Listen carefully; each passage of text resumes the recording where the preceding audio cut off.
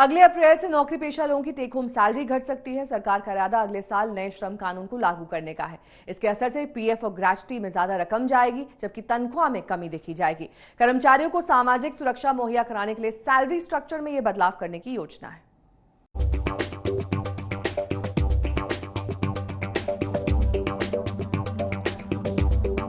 अगले साल से आपकी टेक होम सैलरी घटने वाली है। वहीं आपकी कंपनी आपको ज्यादा पैसे चुकाएगी। ये सुनकर बेशक आपको हैरानी हो रही है, लेकिन अब हमारे देश में विकसित देशों की तर्ज पर सामाजिक सुरक्षा पर जोर दिया जाएगा। इसका असर होगा कि आपके बैंक खाते में भले ही कम सैलरी आए, लेकिन आपके पीएफ और ग्रेच्युटी में कंपनी को ज्यादा भुगतान करना होगा।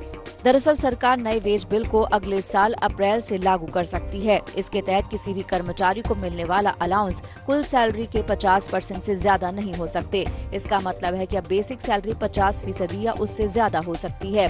पीएफ बेसिक सैलरी के आधार पर ही कैलकुलेट किया जाता है, तो उसमें अब कंपनी और कर्मचारी दोनों का योगदान बढ़ जाएगा। इसके बढ़ने से कर्मचारी की टेक होम सैलरी घटेगी और कंपनी पर वित्तीय बोझ बढ़ेगा। इसके साथ ही ज्यादा बेसिक सैलरी का मतलब है ग्रेच्युटी की रकम भी अब पहले से ज्यादा होगी और पहले के मुकाबले 1 से 1.5 गुना ज्यादा हो सकती है। जानकारों का मानना है कि इस कदम से सामाजिक सुरक्षा का भरोसा दिलाकर सरकार कर्मचारियों का भविष्य संवारेगी। लॉन्ग टर्म में आप लेकर चलेंगे तो क्या होगा कि एक तो एम्प्लॉयर के पॉइंट ऑफ व्यू से देखेंगे तो अगर उसका ग्रेच्युटी का आउटफ्लो ज़्यादा है या पीएफ का आउटफ्लो ज़्यादा है तो एम्प्लॉय उसका मोटिवेटेड रहेगा।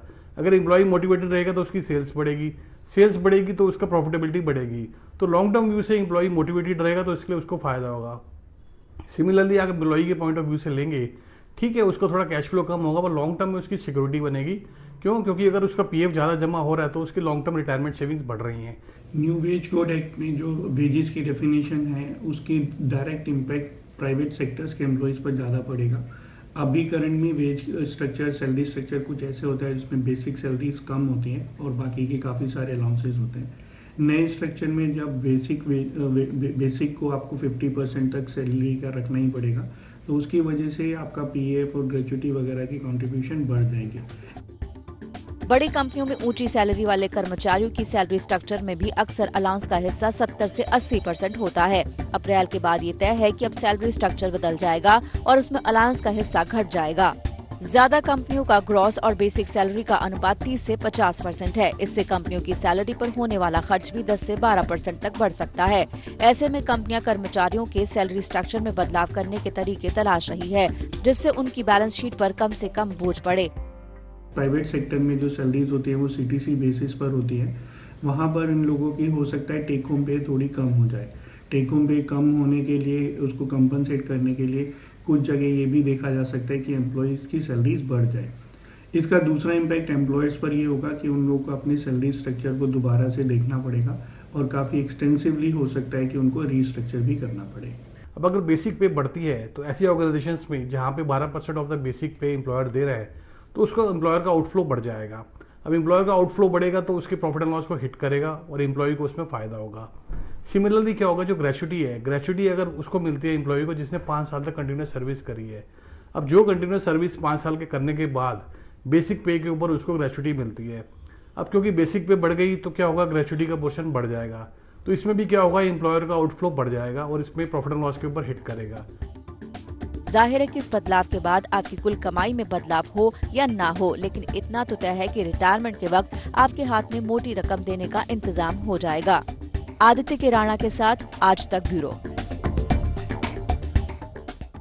ब्रिटेन में कोरोना वैक्सीन लगने की शुरुआत हो चुकी है। भारत में भी 3 कंपनियों ने इसके इमरजेंसी इस्तेमाल की मंजूरी मांगी है। Serum institute of India Bharat सरकार को 250 रुपए में ये वैक्सीन दे सकता है। इस कीमत से ये अंदाजा भी आसानी से लगाया जा सकता है कि वैक्सीन के बहाने कंपनियां अपनी जेब भरने की कोशिश नहीं करेगी।